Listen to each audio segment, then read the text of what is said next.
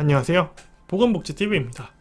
5차 재난지원금, 그 중에 신용카드 캐시백이 굉장히 논란이 되고 있는데요. 자, 이게 오히려 서민들에게 더 불리한 정책으로 작용할 수 있다고 합니다. 도대체 왜 그런지 함께 살펴보겠습니다.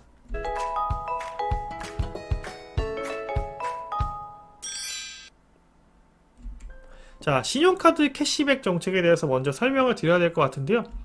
자, 제가 간단하게 네 줄로 정리해봤습니다. 자, 이 간단한 네 줄의 정리를 다시 한번 세 가지로 쪼개서 설명드리면 이해하기 쉬울 것 같습니다. 첫 번째로 혜택의 조건입니다. 이번 신용카드 캐시백이라는 정책을 적용받기 위해서는 이러한 조건을 충족해야 되는데요.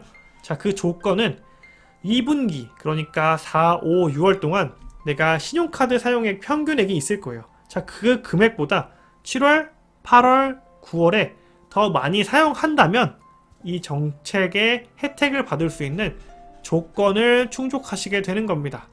자, 이렇게 혜택을 받기 위한 조건이 있고요. 두 번째로는, 자, 그렇다면은 혜택이 있겠죠. 어떤 혜택을 받게 되는 거냐? 많이 사용한 금액, 그러니까 차액만큼의 10% 정도, 이게 바로 혜택입니다.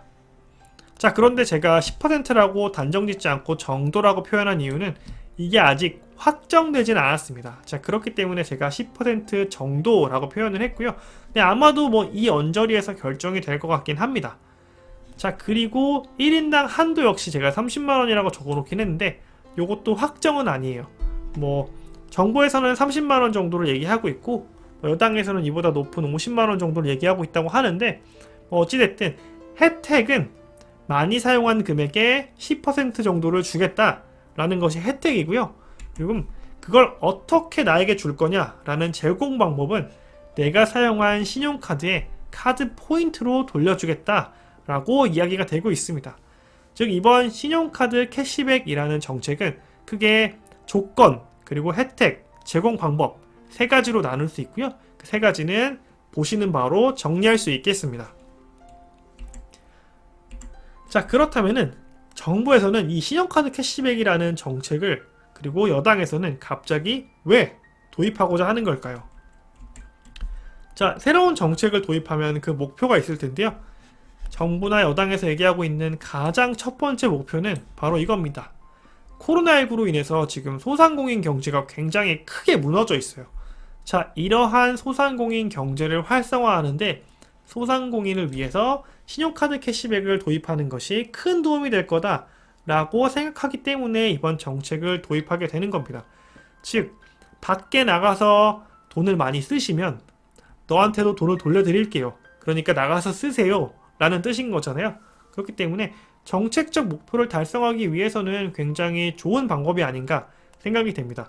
자, 그런데 여기에는 한 가지 더 숨겨져 있는 목표가 있는 것 같습니다. 자, 그것이 뭐냐? 처음에 5차 재난지원금이 시작할 때는 분명히 전 국민에 대한 얘기로 시작을 했어요. 자, 그런데 어느 순간 스리슬쩍 선별지급 쪽으로 논의가 흘러가고 있습니다. 이러한 내용을 굉장히 많은 분들이 불만을 가지고 논란을 만들고 계신데요. 자, 신용카드 캐시백이라는 보완 정책을 하나 더 던져주면서 이러한 논란을 완화시키려고 하는 게 아닌가라는, 저는 이렇게 두 번째 숨겨진 정책의 목표를 말씀드리도록 하겠습니다. 자, 이렇게 전체적으로 설명을 드렸는데요. 그렇다면 어떻게 적용되는 거냐? 예시를 들어 설명을 드릴게요.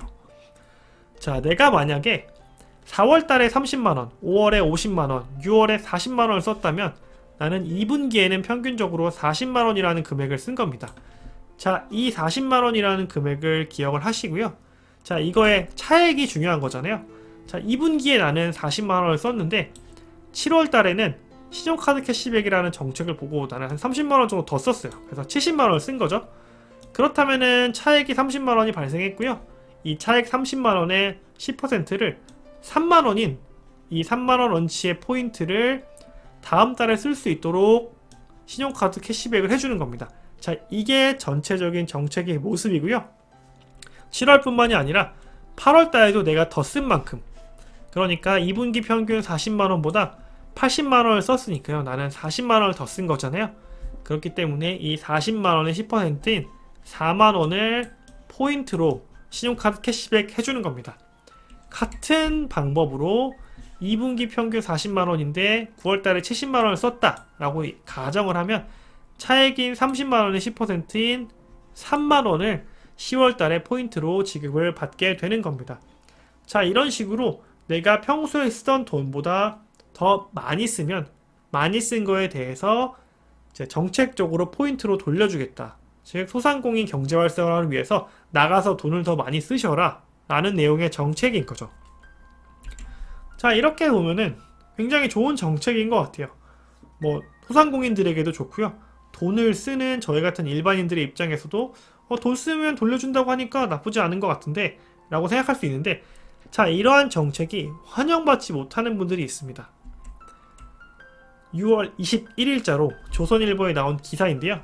살림 적자인데 카드 팍팍 긁어라? 하위 20% 올리는 카드 캐시백이라는 제목의 기사인데요.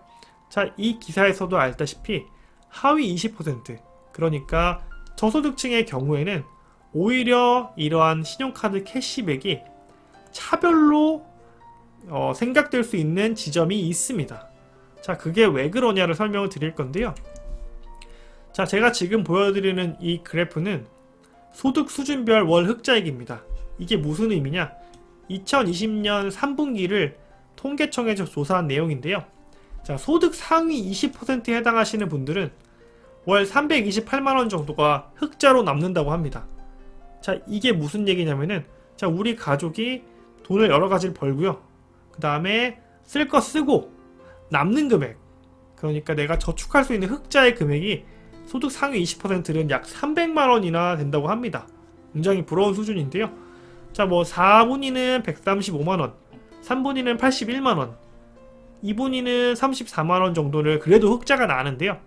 문제는 이 가장 밑에 있는 저소득층들의 경우에는 코로나19 시기에 오히려 적자를 보고 있습니다. 즉 빚을 내면서 한 달 한 달을 살아가고 계시는 거예요.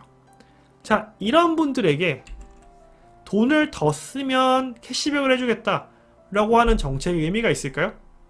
지금 이미 저소득층에게는 신용카드 캐시백을 받기 위한 돈을 쓸 여력이 아예 없습니다.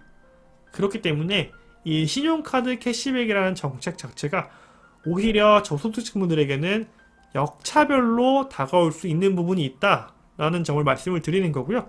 자, 이러한 분들 뿐만이 아니라 우리 사회에는 정말 다양한 이유로 신용카드를 만들 수 없는 분들이 계십니다. 뭐 예를 들면 본인의 신용점수가 낮거나 혹은 과거에 파산이나 면책 등을 통해서 여러가지 프로그램을 지금 경험하고 계시는 분들은 신용카드를 만들 수 없는 상황일 겁니다. 자, 이런 분들 역시 사회경제적으로 봤을 때 약자임에도 불구하고 이번 정책의 혜택에서는 어느 정도 멀리 떨어져 있는 분들이 되시는 거고요. 자, 이런 분들 뿐만이 아니라 특히나 주부분들이 많으신데요. 체크카드만 사용하시는 분들도 생각보다 많이 계십니다. 왜냐하면 체크카드가 주는 체크카드만의 장점이 많기 때문인데요.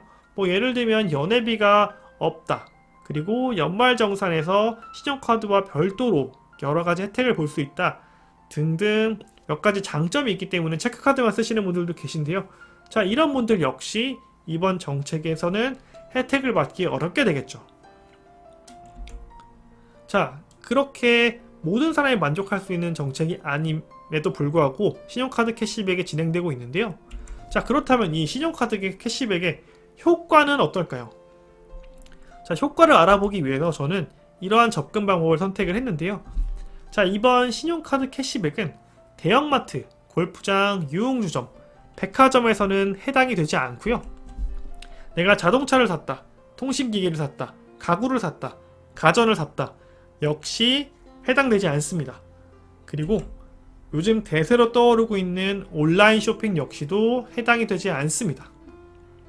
자, 이렇게 우리가 돈을 쓰기 위한 다양한 방법이 있고요. 또 우리가 돈을 쓰는 다양한 장소들이 있고 또 돈을 쓰는 다양한 목적들이 있는데, 이렇게 뭐 대형마트도 안 되고 백화점도 안 되고 가구도 살 수 없고 가전도 살 수 없고 온라인 쇼핑도 살 수 없다면 과연 우리가 평소보다 돈을 더 많이 써서 캐시백을 받기가 쉬울 것인지, 그거에 대한 고민이 생기는 거죠. 그래서 저는 이 영상을 준비하면서 여러 가지 제외될 거라는 부분들을 보면서 평소보다 돈 쓰기 훨씬 더 어렵겠다 라는 생각이 가장 먼저 들었습니다. 자, 이렇게 신용카드 캐시백에 대해서 제가 영상으로 정리하다 보니까 정말 좋은 취지고요. 장점이 많은 정책임은 분명합니다.